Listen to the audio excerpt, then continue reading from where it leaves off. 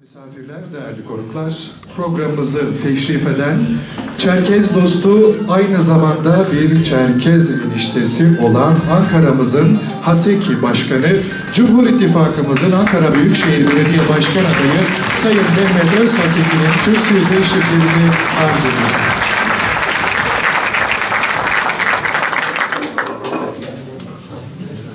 Çok değerli milletvekillerim, Çerkez kardeşlerim, hanımefendiler, beyefendiler, ben de hepinizi saygıyla selamlıyorum.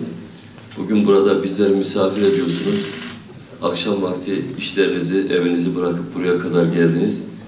Bu ince, nezaketli davranışınızdan dolayı da çok teşekkür ediyorum, saygılarımı sunuyorum. Hoş geldiniz, sefalar getirdiniz. Değerli kardeşlerim, herkes kendi kaderini yaşarmış.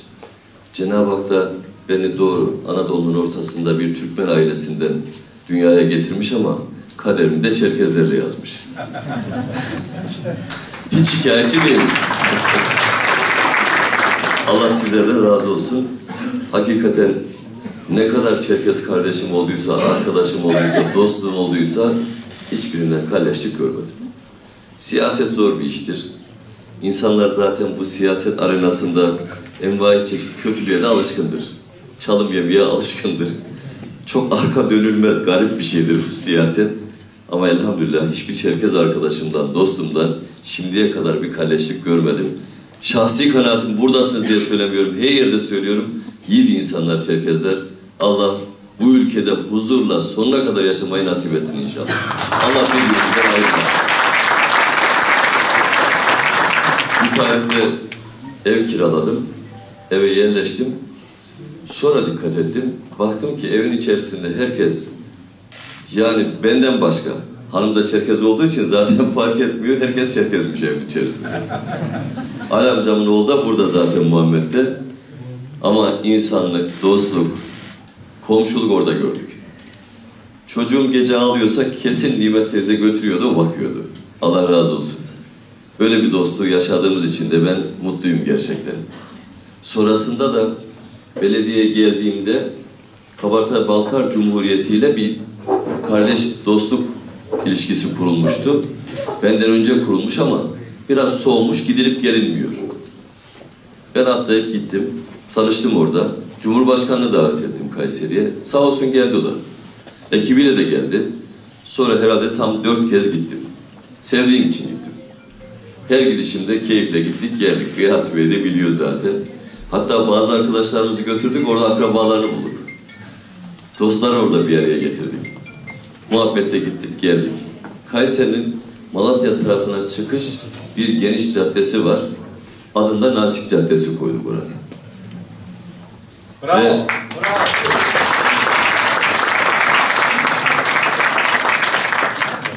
kardeşlerimizle irtibatımız hiç kopmadı.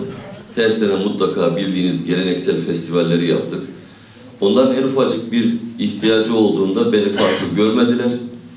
Gece demediler, gündüz demediler, aradılar. Ama bir gün olsun yüzümü ekşitmedim, severek, gönüllüce de hizmet ettim.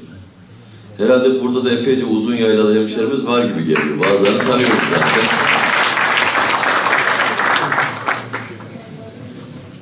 Çok kıymetli misafirler. Üzerinde yaşadığımız bu Anadolu coğrafyası bilim adamlarına göre dünyanın en eski yerleşim yerlerinden birisi. 2 bölge söyleniyor. Birisi Mezopotamya, birisi de Anadolu coğrafyası. Cennet gibi bir vatana sahibiz, çok şükür. Geçtiğimiz yüzyılın başında da özellikle bu coğrafya mazlumların sığınma coğrafyası olmuş. Yani Balkanlarda, Avrupa'da sıkışan, daralan ne kadar kardeşimiz varsa buraya gelmiş. Kafkaslar'da Çerkez kardeşlerimiz bu topraklara gelmiş. Ülkenin doğusunda, güneyinde kim daralmış, bunalmışsa bu coğrafyaya gelmiş. Şimdi bile daralan, bunalan geliyor. Adeta zalim dünyanın bir merhamet adası gibi olmuş bizim ülkemiz. Çok şükür 1900'lerin başında devletimizi kurmuşuz. Cumhuriyet ilan edilmiş, yokluklar içerisinde o günkü zor şartları geride bırakmışız. Devlet olmuşuz. Bayrağımız hür bir şekilde dalgalanıyor. Ezanlarımız okunuyor. Herkes inancını istediği gibi hür bir şekilde çok şükür yaşıyor. Ve özellikle de 2000'li yıllardan sonra ekonomide bir büyüme, bir gelişme, hepimizin refahında bir artış net bir şekilde de gözükmeye başladı. Böyle olunca dışarıdan istemeyen güçlerin de hasetlikleri iyice arttı. Aslında bunlar varlardı. Onlar bir takım mücadeleler içerisindelerdi. Fakat çirkin yüzlerini çok net göstermeye başladılar.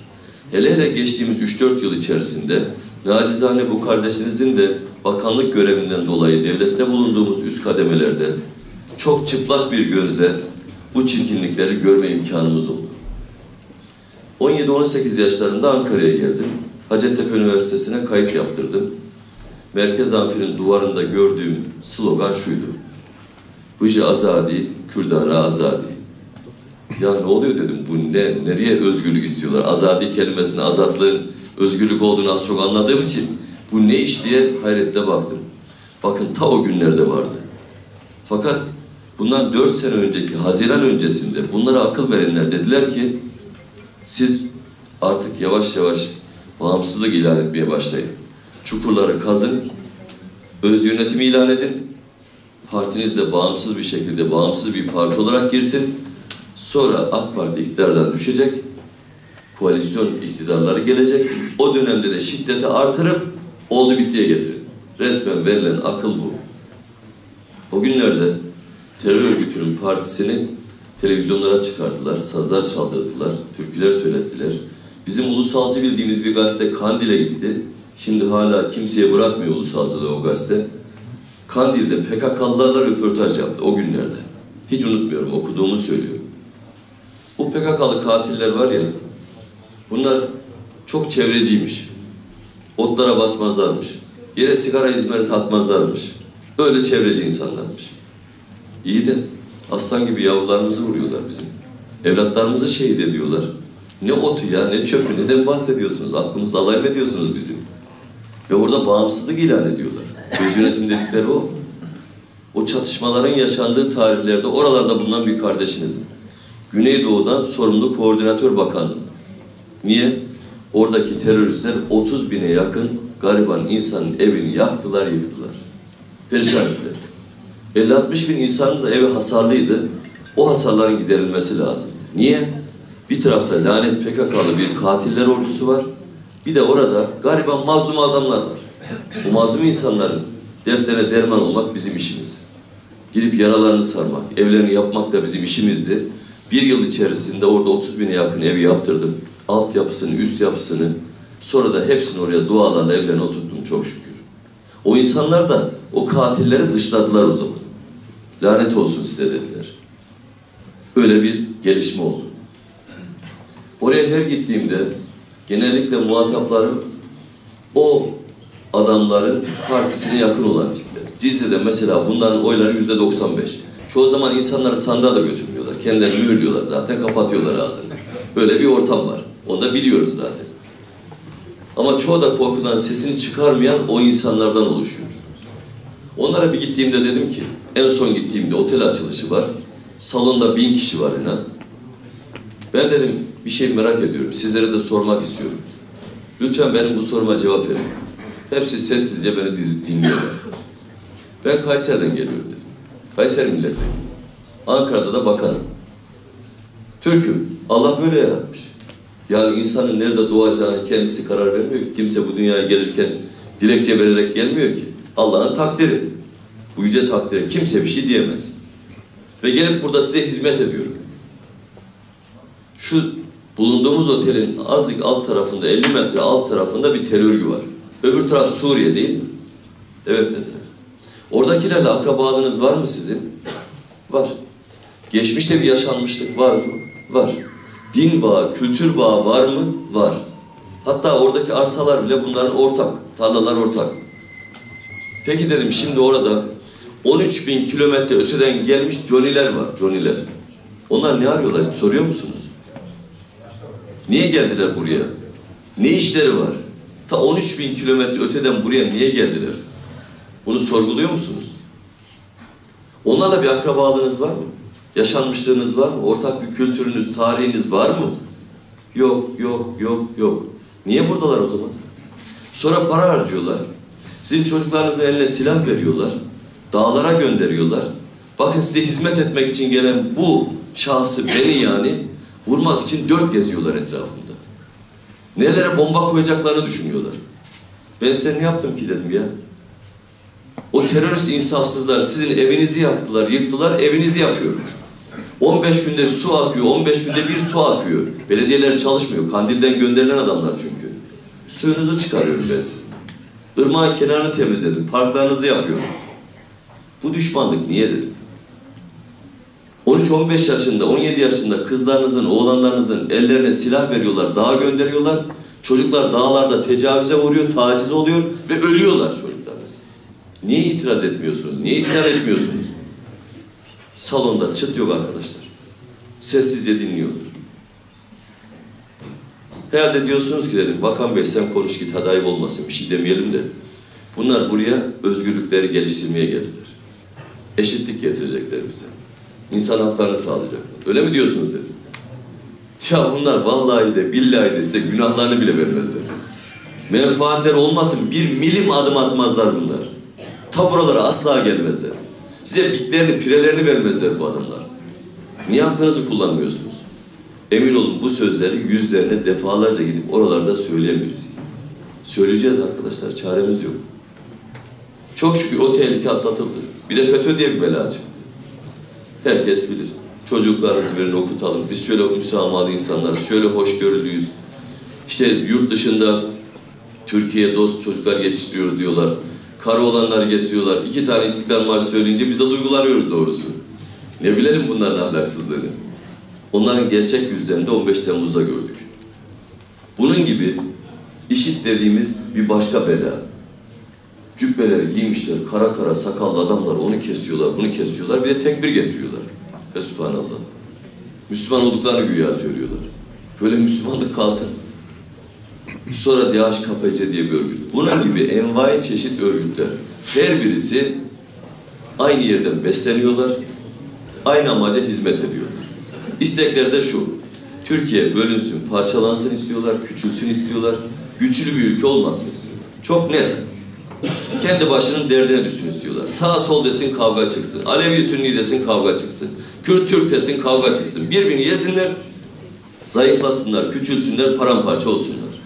İkincisi de ülkemizin güneyinde bir terör devleti kurulsun istiyorlar. Başımıza bela olacak bir terör devleti kurulsun istiyorlar. Amaçlar da buydu. Biz onlarla mücadele ederken emin olun, bütün bir milletin bize dua ettiğini biliyoruz. Bizi desteklediğini biliyoruz. Bize oy verir, vermez. Ayrı bir şey. O tercih. Herkesin gönlüne hoş gelen tarafa gidip oy verir. Buna saygılı olmak lazım. Ama bizim o kötülere karşı mücadelemizde bütün bir millet bize dua ediyordu. Bunun farkındayız. İstedik ki partiler de beraber olalım. Kurumlar da bizimle beraber olsun. Partili çekişmeler ayrı bir şey. Siyasi tartışmalar ayrı bir şey. Ama mesele ülke meselesi ise, vatan meselesi ise, bayrak meselesi ise ya o zaman başka bir şey konuşulmaz. O zaman destek olunur gibi baktık. Orada da yanımızda sadece Devlet Bey'i gördük. Allah razı olsun. Teşekkür ediyoruz. 15 Temmuz gecesi gidip partisini açtı, ışıklar yaktı. Ben ihtilale karşıyım. Seçilmiş meşru hükümetin yanındayım diyerek ilk beyanatı veren de oydu. Allah razı olsun diyoruz. O zaman işte Cumhur İttifakı'ndaki birlikteliğimiz başladı. Ve nihayetinde şimdiye kadar yapılan görüşmelerde, Cumhur İttifakı görüşmelerini sürdüren arkadaşlarınız, kardeşiniz de benim. Emin olun görüşürken, konuşurken kendi aramızda bir şehir pazarlığı asla olmadı.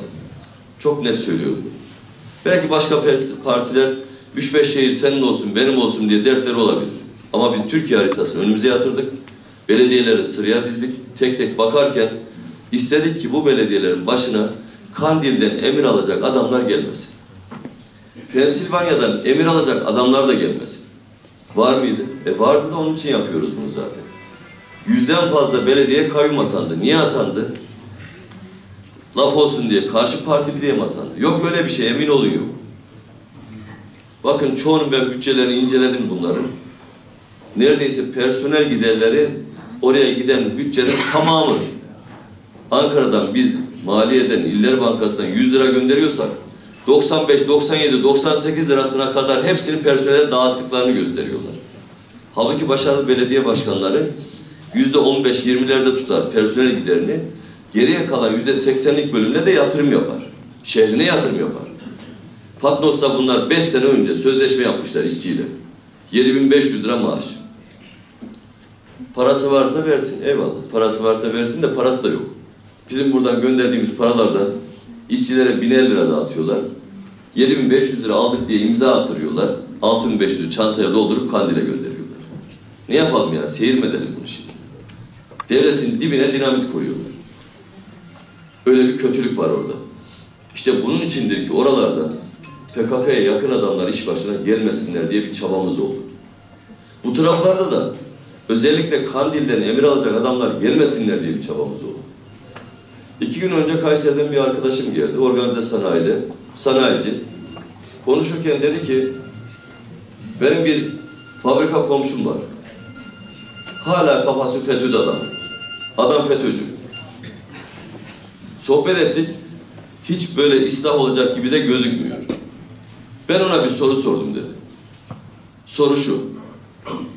Pensilvanya'dan FETÖ seni arasa, dese ki senin komşun Ahmet Efendi'yi git vur dese, vurur musun? Bakın soru çok net. Olur olur, bu teknolojinin icadı. Burada ne var? Namazda bile çalıyor. Kesinlikle camide. Cuma günleri herkesin telefonu çalıyor.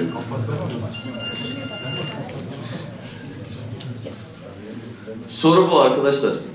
Yani Amerika'dan manyak biri arayacak sizi. Diyecek ki yanındaki komşu git öldür diyecek. Öldürür müsün dedim diyor. Kendini söylüyor. Yani arkadaşlar, fabrika komşusu, dükkan komşusu sana FETÖ emir verse beni vurur musun, öldürür müsün dedim diyor. Ayağa kalktı diyor. Eğer hocam beni arar da seni vur derse vallahi vururum dedi diyor. Ya böyle bir sapıklık var mı arkadaşlar Allah aşkına ya? Böyle bir manyaklık var mı ya? Uçmuşlar, kafa gitmiş, yapacak bir şey yok.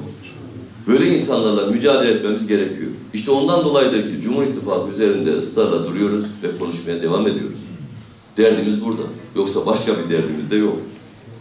Ne yapalım? İnşallah biz sonuna kadar bu mücadeleyi sürdüreceğiz. Ama şunu da söylemeliyim. Burada bulunduğum için yine söylemiyorum. Defalarca tekrar ettiğim için söylüyorum. Çerkes kardeşlerimizin hepsinin bu vatana, bu millete, bu devlete bağlılığı tartışılmaz. Devletin en üst kademesinde dahi bu dillendiği zaman aynı şeyler söyleniyor.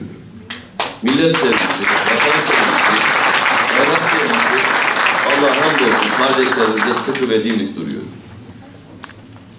Bu noktada da bizim doğrusu her zaman Çerkes toplumuna teşekkür borcumuz var. Allah sizlerden razı olsun.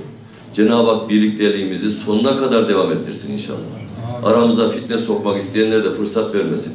Aslında bir gece yapıp o gecede ödüller verdikten sonra da bizim Çerkes toplumu namına istediğimiz bazı istekler vardı. Sayın Cumhurbaşkanımıza da buna iletecektik. Yaşar Bey'le de bunların hesaplarını yaptık. Milletvekillerimiz de buradalar. Onlarla da hep konuştuk. Fakat erken seçim kararı alınması bizim planlarımızı alt üst etti. Tabii üniversitede bölüm açılması, Çerkez dillerinin konuşulması, onların hepsini zaten takip ettim, yaptım. Orada sıkıntı yok. Birebir benim takip ettiğimi herkes bilir burada. Ama özellikle televizyon kurulması gibi, orada kültürün yaşatılması, orada kendimize has anenelerin, örflerin yaşatılması, bunların kaybolmaması gerekiyor. Birçoğumuzun çocukları artık Çerkez dilinde konuşamıyor. Duyduklarından birkaç kelime anlıyor, öylesine geçip gidiyor. Örfler yavaş yavaş terk ediliyor. Yok, bunların da yaşaması lazım. Onun da orada belgesel gibi her dönemde oynatılması gerekiyor. İnşallah yine bunun biz mücadelesini vereceğiz. Aslında ben Cumhurbaşkanımıza bahsettim. Tamam dedi, bir gece yapalım. Cumhurbaşkanlığında yapalım hem de dedi o geceyi.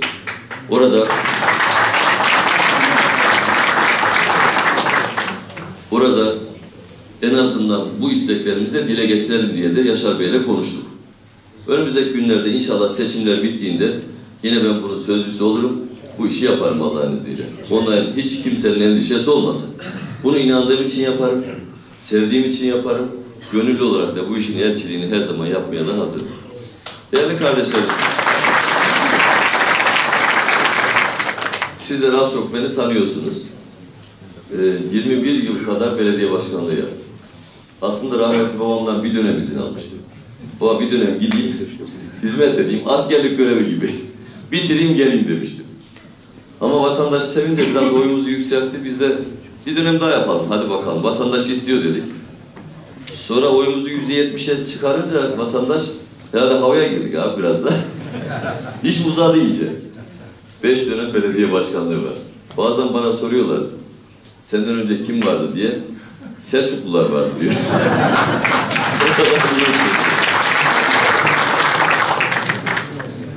Ama çok şükür hizmette dolu dolu geçti.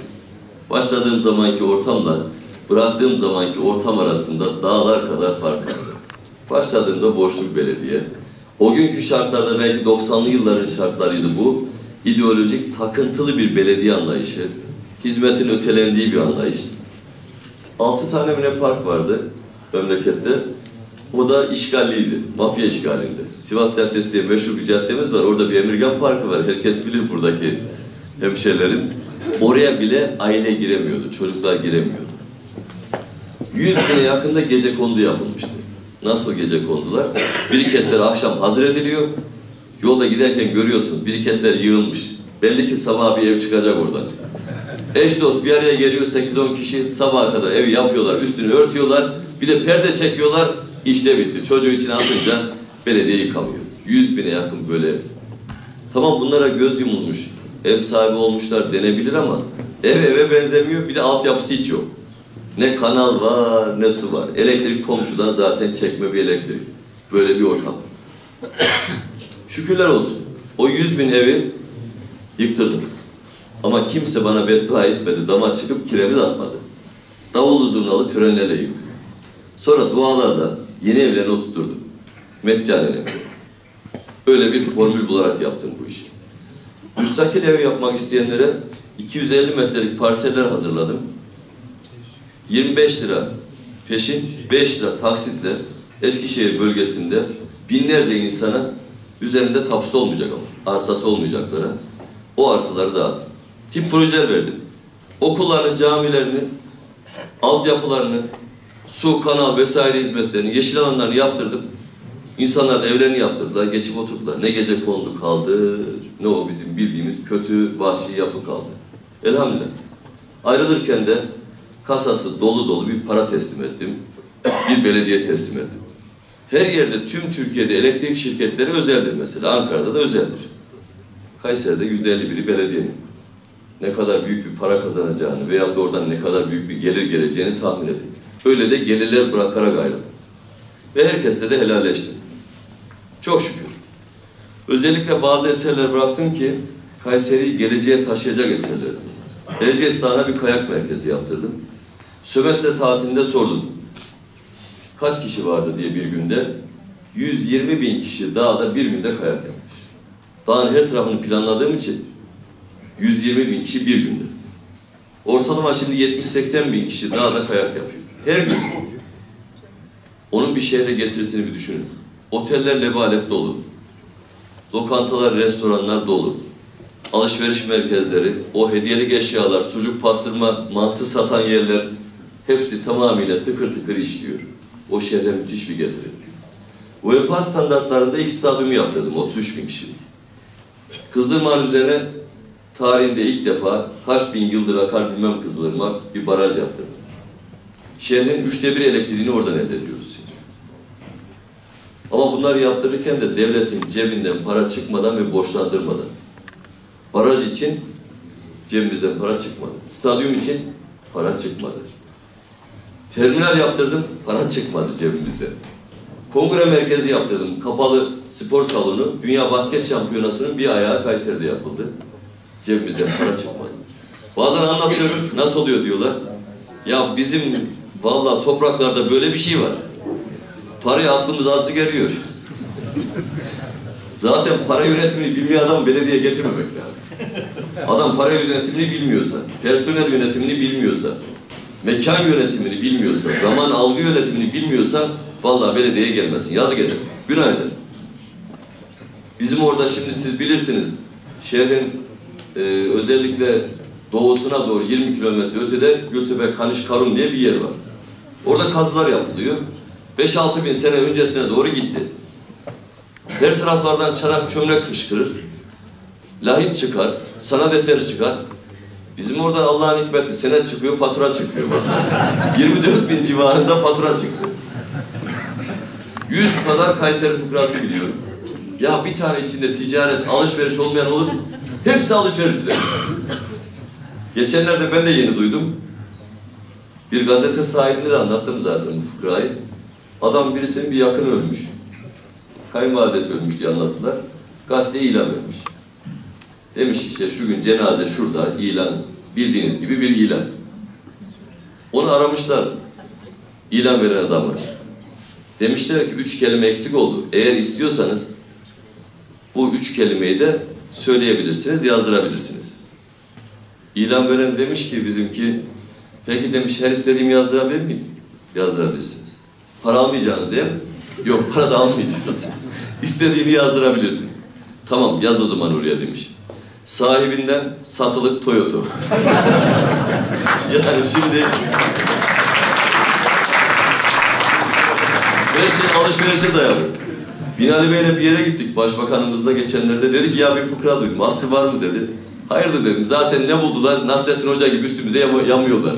Ne duydun dedim. Adamın biri dedi, Yahudinin biri dedi, Müslüman olmaya karar vermiş dedi. Dükkan komşusu da Kayseri iyi bir adam varmış. Gelmiş demiş ki arkadaş, ya sen de sevdim. Ben de Müslüman olayım. O, İslam'ın şartı kaç demiş. Bizim şerif bakmış, 8 demiş. Ya demiş sağda solda duyuyor mu? 5 diyorlar. Sen demiş niye 8 diyorsun arkadaş? O gelişi abi vallahi.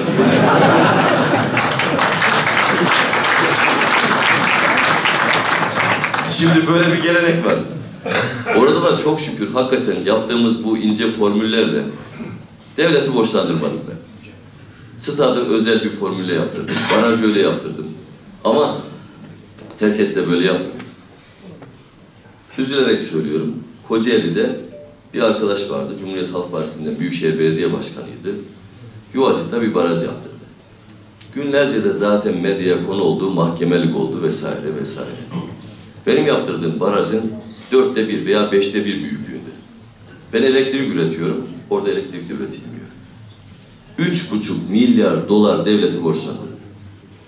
Ya arkadaşlar el insaf ya. Devlet eğer borçluyuz diyorsa, memuruna fazla veremiyorsa, işçisine fazla veremiyorsa, ekonomik bir takım sıkıntılar varsa, işte bu borçlanmalar yüzünden.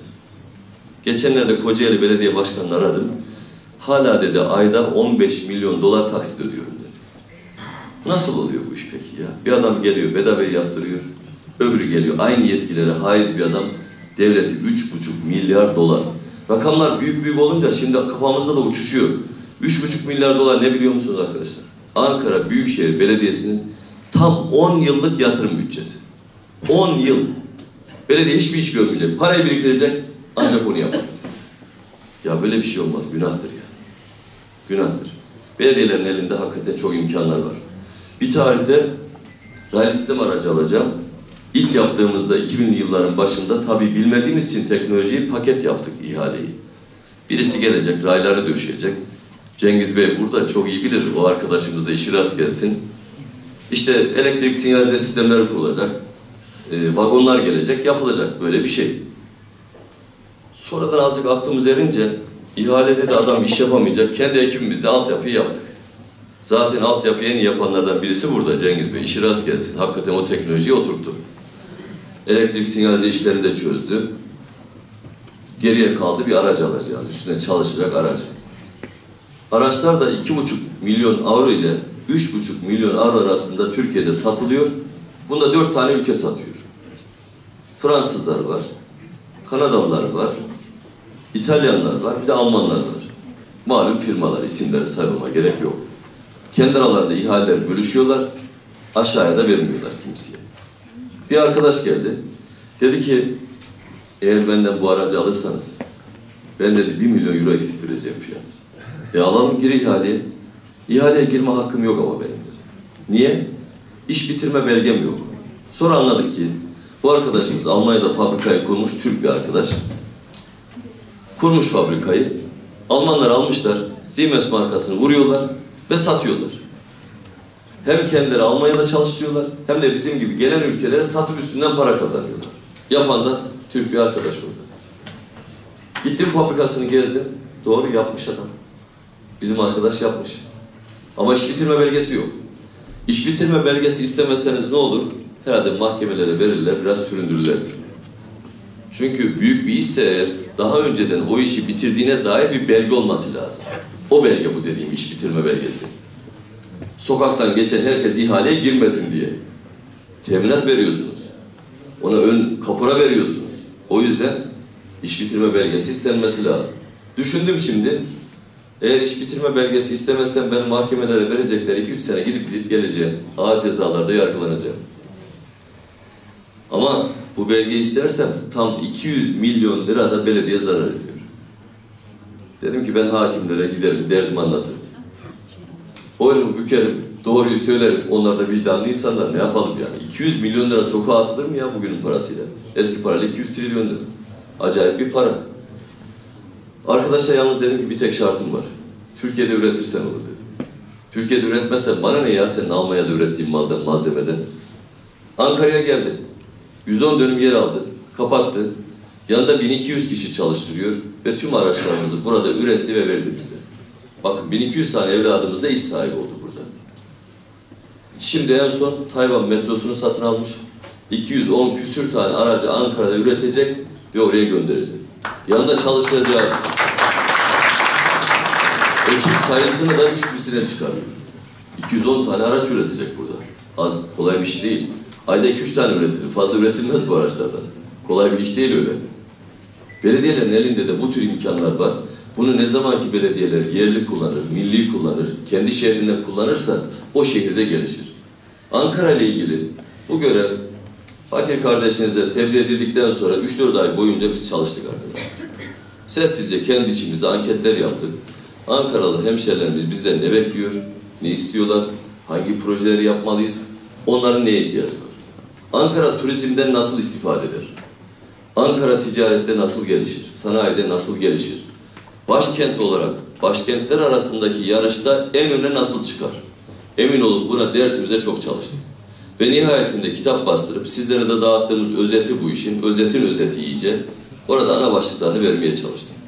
Raylı sistemlerde, metro sistemlerini nereye yapacağımız belli. Millet bahçelerini nerede kuracağımız belli. Orada kültür sanat projelerimizin, spor projelerimizin ne olduğu tek tek belli ve yazdım. Gençler için, kadınlar için o merkezlerde neler yapabileceğimizi zaten orada izah ettim. Bunları fazla uzun anlatıp sizlere sıkmak istemem. Çok şükür bunları yapacak bilgimiz var. Birikimimiz de var elhamdülillah. Bu işleri yapacak gücümüz de var, aklımız da eriyor. 25 arkadaşla birlikte de zaten şimdi huzurlarınızdayız. Rabbim utandırmasın. Eğer Cenab-ı Hak bizlere görev tevdi ederse, sizler de uygun görürseniz tabii ki bunları inşallah biz sırayla yaparız.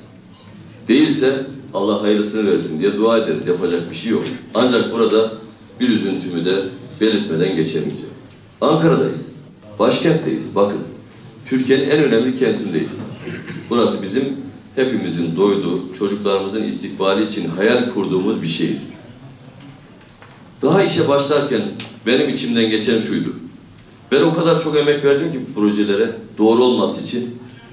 Mutlaka dedim birkaç aday çıkar. Onlar da projeleri ortaya koyarlar. Projeleri konuşuruz. İnsanlar da projelere bakarlar. Bir de yapacak adama bakarlar. Başkana bakarlar. Bunu gerçekleştirir veya gerçekleştiremez diye şahsı hakkında kanaat sahibi olurlar. Bu proje doğru veya yanlış diye de bir kanaat sahibi olurlar. Böylece seçimlere gideriz. Aklımdan geçen buydu. Fakat şu ana kadar 2 tane rakip arkadaş var. Birisi Cumhuriyet Halk Partisi'nin adayı, birisi de DSP'nin adayı.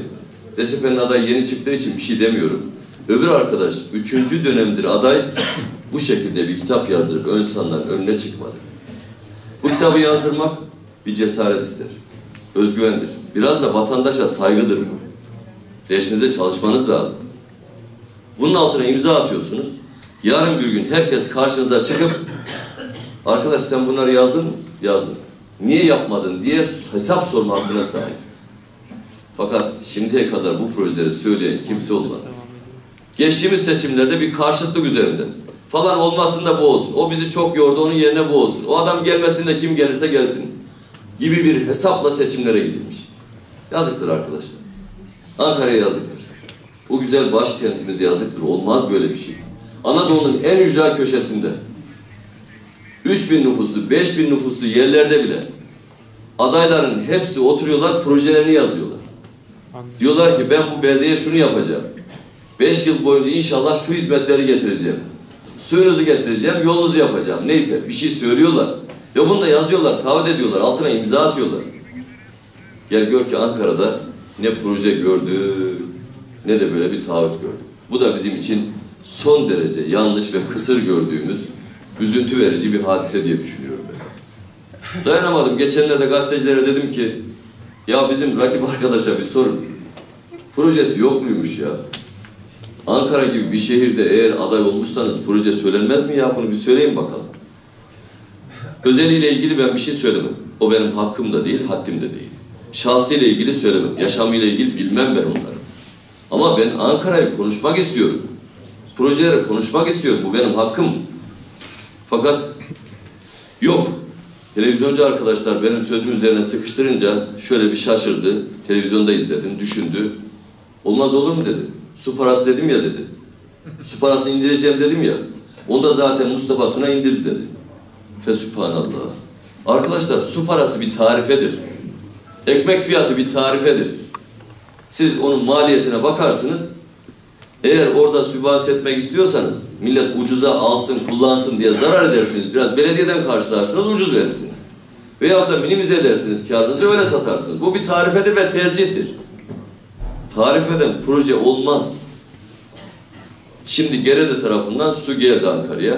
Birkaç gün içerisinde musluklarımızdan tertemiz menba suyunu içeceğiz. Yalnız parantez içerisinde söyleyeyim.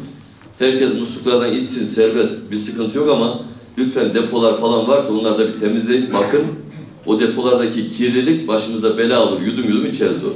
Parantezi kapatıyorum şimdi. O menba suyu geldiği için Kızılırmak'tan gelen Kesikköprü'deki elektrik yakarak, cereyan yakarak kullandığımız bizim suda devre dışı kalıyor. Masraflar düşüyor. Başkanımızla da konuştuk. %30 su indirimine gidildi ve herkesin faturası, eğer dikkat ediyorsanız bu ay artık düşük gelmeye başlar. Evet. O zaman karşı taraf rakibin tüm projeler bitti. 5 sene boyunca ne yapacağız? Allah kerim. Zorlayınca şimdi sabah diyor süt dağıtacağım, akşam bir şey vereceğim. El insaf ya. Bakın şimdi Ankara'da kültür yolu projesi hazırladım. Hacı Bayram'dan, daha doğrusu Ankara Kalesi'nden başlayarak Roma Hamamı'ndan Ulus, Sıhhiye, Saracoğlu, Anıtkabir'e doğru uzanan kısa hat. Atakule'ye çıkan uzun hat, tam 411 tane tescilli eser var arkadaşlar.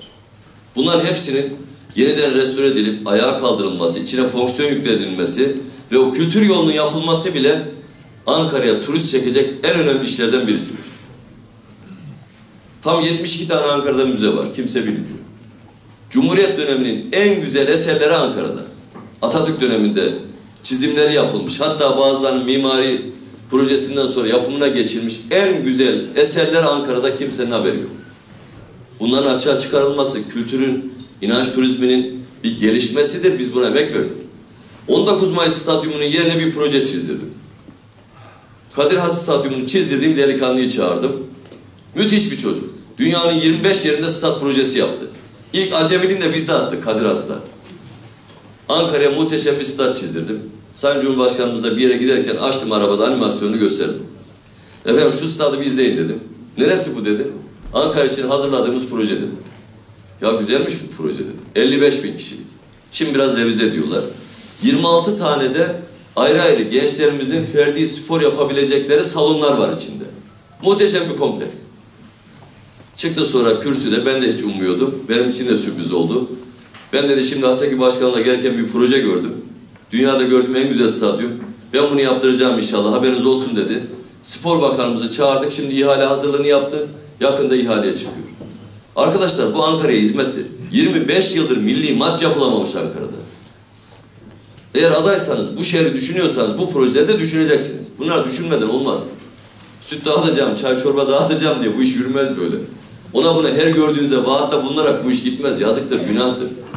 O anlamda da doğrusu biraz eleştiride bulunuyorum. Allah utandırmasın. İnşallah biz bu işleri yaparız. Burada da değerli başkanımız da yavaş yavaş siyasete ısındırıyoruz. Yaşar Bey'i de aldık, mecliste de beraber çalışacağız. Niye aldık?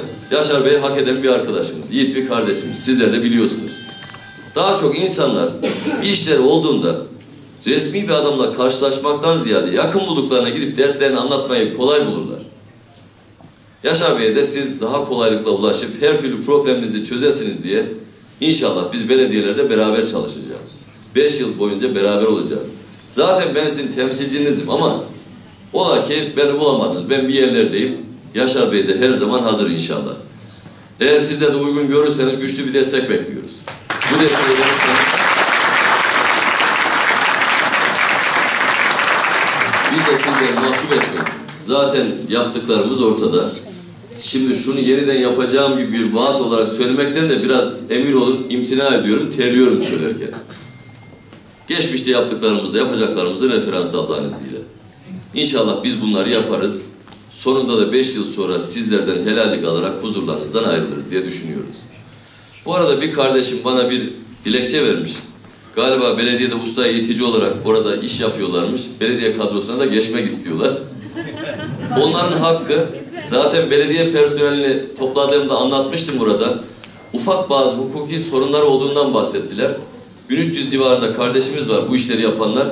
Hem de belediyenin en cefakar insanları. Bunu da biliyoruz. Endişeniz olmasın, ben bu sorunu çözeceğim. Sizi belediyenin içine alacağız ama tazminatlarla ilgili bir sıkıntı var. Onu çözerek alacağız inşallah. Peki ben bunu da burada sizlere söylemiş olayım. Efendim hayırlı akşamlar diliyorum. Allah'a emanet olun. Sizden güçlü bir destek bekliyoruz. Hemşehrilerimizden güçlü bir destek bekliyoruz. Ondan sonra da sorumluluk sizden gider. İş bizim omuzumuzda kalır. Biz de inşallah hizmet ederiz. Hayırlı akşamlar diliyoruz. Cumhur İttifakımızın Ankara Büyükşehir Belediye Başkan Adayı Sayın Mehmet Özhaseki Beyefendi'ye hitaplarından dolayı teşekkür ediyoruz.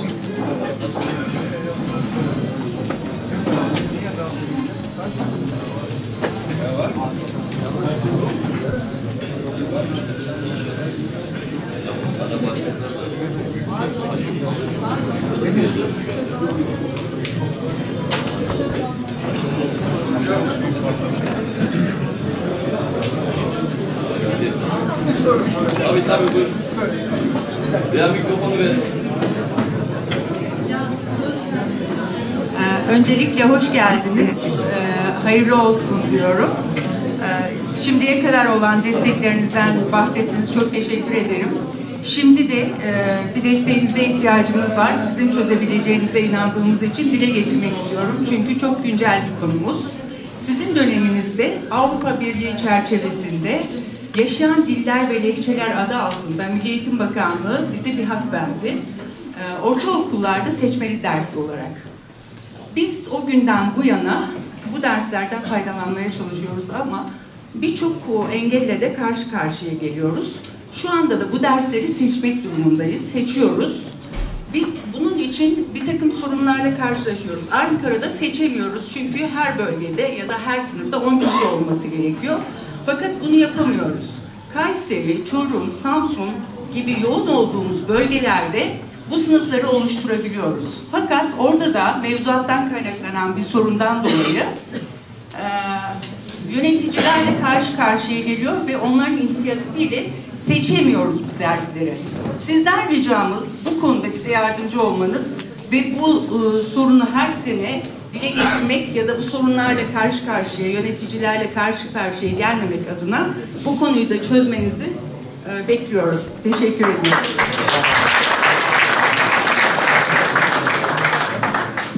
O dediğiniz gibi bir sorun sayı tutturulamaması meselesi. Ama onun bir başka formülü bulunmalı diye düşünüyorum. Eğer isterseniz burada başkanımızı, değerli yeni başkanımızı ben yarın Milli Eğitim Bakanlığımızdan bir randevu alayım, bir daha karşılaştırayım. Orada en kolay şekilde çözümünü bulalım. Sizler de buyurun. Beraberce olun. Eğer mümkünse çok sevinirim. Ben kendi çocuğumda da yaşıyorum bunu. Ben etüt merkezlerinden faydalanacağım zaman online olarak seçebiliyorum etütteki derslerimi. Ama seçmeli dersimi online'dan seçemiyorum. Eğer ben online'dan seçebilirsem Türkiye'nin her yerinden bu seçilmiş olacak. Artık bir mülki şey de var bizde, külfeti var. Eğer 1000 kişi başvurmazsa kitaplarımız basılmıyor. 1000 kişinin başvurması için de Türkiye'nin her yerinden başvuru gerekiyor. Ben gidiyorum okuluma, o 3 kişi başvurdu diyor, almıyor. Dilekçeyi elimden almıyor. Ama ben online yapmış olsam bu başvurumu, Türkiye'nin her yerinden de yapılırsa 1000'in çok üstüne çıkacağız ve en azından kitaplarımız da basılmış olacak. Yani şimdi aşağıda müsaade ederseniz ben indiğimizde telefonla arayayım, randevu saat alayım. Gelin sizi yarın görüşeyim ben bakanlığımızla. Bakan Bey müsaitse olabilir. İşte hakikaten bizlerin çözeceği işler yapmamız gerekiyor diye düşünüyorum. Peki efendim. Cümleten hayırlı akşamlar diliyorum. Çok teşekkür ediyoruz. Programımızı katılımlarıyla onurlandıran Cumhur İttifakımızın Ankara Büyükşehir Belediye Başkan adayı Sayın Mehmet Özhaseki Beyefendi'ye ve saygıdeğer eşi Neşe Özhaseki Hanımefendi'ye, beraberindeki milletvekillerimize teşriflerinden dolayı teşekkür ediyor. Kendilerini saygıyla uğurluyor.